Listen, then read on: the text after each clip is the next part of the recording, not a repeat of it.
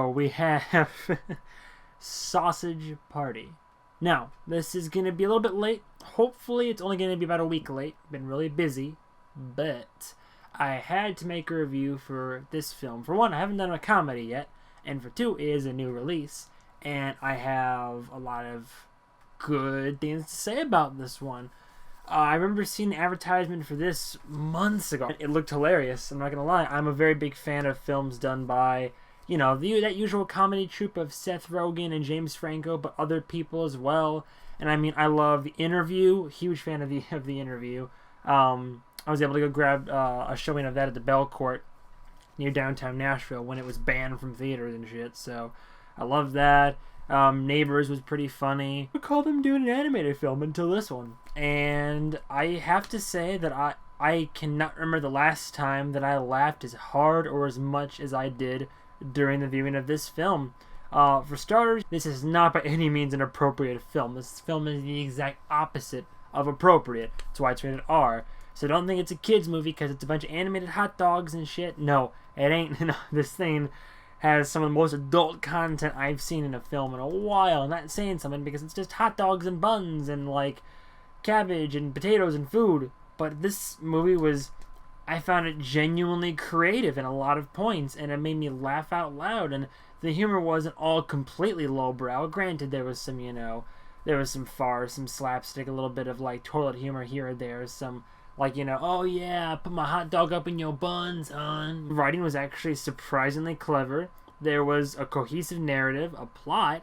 There was actually like a progression of plot. Characters had their motivations. They had development. There's more character development in this movie, and there's more narrative cohesiveness that actually makes sense for a plot in this film than, like, I know I keep ragging on it, but then the new Ghostbusters, for example. There's a lot of movies out there that are all show or have a lot of hype but don't have much direction, and you can make a film as good as you can. If it doesn't make sense, it doesn't make sense. This film surprisingly made a lot of sense. Strong, high-key metaphors for social issues, but also religious issues as well, which I'm always a fan of when things are questioned, and I like it when the facts are at play. My rating for this film is probably the first time I'm giving this rating so far. And at first you might think, oh, come on, how could you give this film this rating? But bear with me, I have my reasons, and then I'll give you the rating for those reasons. For one, this film accomplished exactly what it set out to do. An adult comedy film that was supposed to have a fairly basic plot, that had a direction, they went with it, they got from point A to point B, and I, as well as every friend I went with, thoroughly enjoyed it. And it didn't, I don't think it failed in doing anything that the final product ended up showing on the screen. I laughed, it got emotional here or there, and if there are messages to it too. The writing wasn't cringy. It was, if anything, I was very engaged. I was excited to see where they were going to go next or what was going to happen here, and dying at all the punchlines and all the crazy shit that went down. So, in my opinion, they accomplished exactly what they went out to do, which was make an entertaining, animated adult comedy film. And as I said, the concept wasn't too cheesy. Kill yourself! I'll save the high fives for afterwards. Please hold your applause. And another thing that you can get away with in a film like this, and they did a lot of it, is they made this film subtextually and heavily impliable, gory, bloody, terribly violent, and oh my god, there's the sexual depravity that happens in this film at one point. Everybody knows about it. Everybody that's seen the movie knows exactly what I'm talking about. And they get away with so much, and it is beautiful, because a lot of things, if you're clever, you'll get it. But there are some where it's just like, I mean, food's getting sliced in half and mushed up and eaten alive, and people losing their insides and getting killed. And it's funny because, of course, it's all inappropriate and it's already rated R, but like, it's almost just like, you still like, oh god, but you're like, oh, that's funny. And it's not like too offsetting, because it's violent, but it's not gory, it's just food. And it's just kind of funny, that paradigm there. It's all that stuff you never really think about, but it's like Toy Story, but for adults. One of my favorite aspects of the film, that I realized this as soon as it's not a spoiler, the opening musical number goes up because, of course, not only do they mix a food orgy into this film, but they Disney musical into this film, and there's a big metaphor in this film. And this is kind of spoilers. I'm not going to give away what actually happens, but one of the premise of the film is that food is alive, right? Food is conscious, but adults and humans can't see, hear, whatever. Food is in their own little world, and they can hear and see everything going on. Food in this supermarket, this is their entire world. This is their life, and they believe that they're to be chosen. The humans come in, the gods. They think we're gods. Like we, some of you guys have your, Allah, Jesus, God, whatever. That's us to them. We are the gods of their world. And they come in, they take the food, choose who gets to go to the happy place, you know what I'm talking about, modern day, right? And takes them out into the great beyond, which is just the outside. And when the food's singing about it, it's like where nothing bad could possibly happen to us. It's a hilarious song.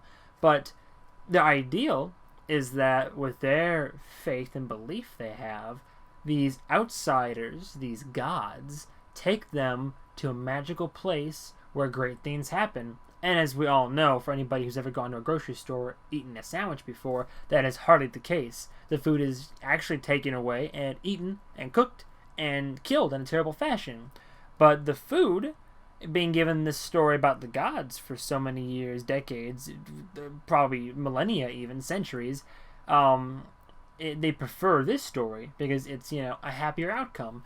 And there's a very, very, very high-key metaphor in this film where a lot of times, and of course Seth Rogen's character always brings it up, where it's like he's trying to seek out the truth of everything. He's trying to figure out what really happens, and he wants the answers that everybody else is content enough not to want. And I loved that message in the film where it's like, the search for the truth and answers and facts. And granted, I'm digging really deep into an animated adult film, but I mean, come on, the proof is in the pudding. The writing is there for a reason. There wouldn't be, if it wasn't meant to be the message or the metaphor that it wouldn't be there. So give me a break. Because it's also really good metaphors for social issues, both of like lots of race is brought into the picture, of course. The different food has different ethnicities that are all stereotyped accordingly. Faiths against each other, anything, different religions. It's like, well, why can't we all get along type of stuff, working together. And I like a lot of that, of course, as I like in any film with that type of thing. And too many actors to point out in this film. There's a lot of great actors I'm a huge fan of, but the two main stars of the film arguably are Seth Rogen as the hot dog and Kristen Wiig as the hot dog bun. And this is proof that Kristen Wiig can be in funny shit. Like, I loved her in this film. I almost forgot I was listening to Kristen Wiig. They both did great jobs. All the actors and actresses did a great job with their role. It was all well acted, very engaging and funny, and just it was all very natural. It felt great. That's a majority of the pros. Now there are a few cons to this film, not enough to really detract from the film overall, I would say, but they're worth mentioning. These are just really me nitpicking, to be honest. Sony did almost what Warner Brothers did recently with Suicide Squad, because with Suicide Squad, Warner Brothers did a lot of marketing and a lot of clips that kind of gave away some plot, but showed a lot of stuff. They broadcast, they were like, oh, Joker's going to be in this, and he barely was. All that's in the past. Sony, they showed the regular trailer for Sausage Party. They showed the red band for it. And then they kind of kept showing clips here or there. Not enough to give away any major plot, but I mean, there was some stuff in there where they're kind of on the edge. I'm like, all right, well, just watch out. And I prefer it when people have more of a J.J. Abrams approach to it, when the marketing was going on for like Star Wars The Force Awakens. There was enough trailer to show you what you were in for and give you a taste, but definitely didn't give away any plot and didn't show too much. So I want films to follow that model. Don't show us things to get us excited about a film and intrigued. Don't show us big set pieces or the biggest parts or the funniest parts of your movie just to get us to go out and see it or get the biggest reaction from us. Like I hate it when movies do that. The only other detraction I could think of, well, two to be honest, is frequently the humor did go back to genitalia and all that, but it's just the writing style. It wasn't too frequent in the film to be cringeworthy. There wasn't an abundance of farting and queef jokes like some movies that we know of. It was done tastefully so, and that's saying something for an adult animated film. Now, this last one is a bit more controversial, and I do not have all the facts to this. I've heard hearsay from some internet articles that I've read over a little bit, and from a few artistic friends of mine. From what I understand, a lot of the key animators, or a lot of the animators involved in this film, were not properly credited. Now, people will automatically jump to many conclusions based on this. They'll think, oh, if there wasn't proper credit, the movie doesn't deserve to get the support and the appreciation that it has. They'll immediately blame the primary directors. First of all, in my opinion, I highly doubt Seth Rogen was 100% aware of this, because typically he's the type of guy, in my opinion, who wouldn't screw over the artist type of situation. I mean, come on, think about it. This is a guy who basically said, fuck everybody else, blah, blah, blah.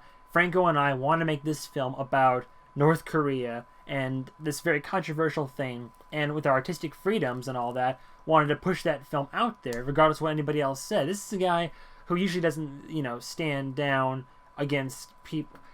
It's a guy that usually wouldn't say no to the artist, is what I'm saying. What I think is there were some inner workings in Sony, whatever, however you pronounce it, probably in the animating department, or the director of animation, or however you want to put it, and some people were threatened with their jobs, said some posts online, and some people didn't get the credit they deserve. Now, if this is the case, it is injustice, and the people who animated this film, who did, by the way, did a fantastic job. This was a very well done animated film.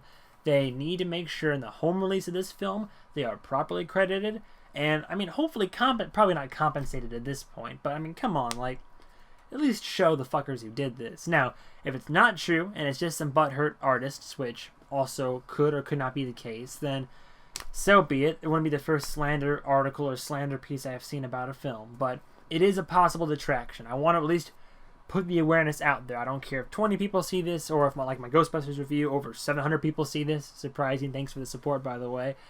But at least know the rumors circulating that say that Sausage Party's animators haven't gotten the credit they deserve. Now, it doesn't really factor into my final score, only because I look at the finished product as a whole.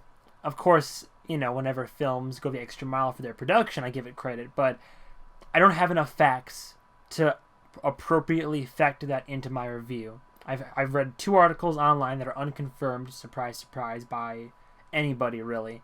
So, that to the side. Alright, it's a relatively short review. I'll cut right to the quick. My gut feeling from this movie, and from the fact that I can't find that many detractions from it, and from my personal enjoyment, I give Sausage Party, MovieMan's first 10 out of 10. I'm going to buy this on Blu-ray. I'm probably going to go back to the theaters and watch it if I get a chance. I thoroughly and completely enjoyed this film. I didn't find many detractions from it. There's not much negative I could say. Now, I'm sure if you want to dig further into this film, you can say this was offensive or this was that, but it's comedy. The point of comedy typically is to make you laugh, to joke about the series and about life and about the social aspects, religious things, all the taboo subjects. That's the point of comedy. That's why I love it so much. That's why I'm a fucking smart-ass comedian. And also, I love the low-key metaphors for religion in it, because, always question, truth is out there, whatever. So, that was my review for Sausage Party. Whatever you thought, by all means, agree, disagree, comment in this section below. Anything you want to see me review in the future, by all means, let my ass know. In the meantime, thank you all for watching. Please like it if you want, share it, and get people all riled up for the masses. Check out my other reviews, probably down below, I guess, in any case. And stay tuned for the next episode of whatever I make. Thank you very much, and goodbye, travelers.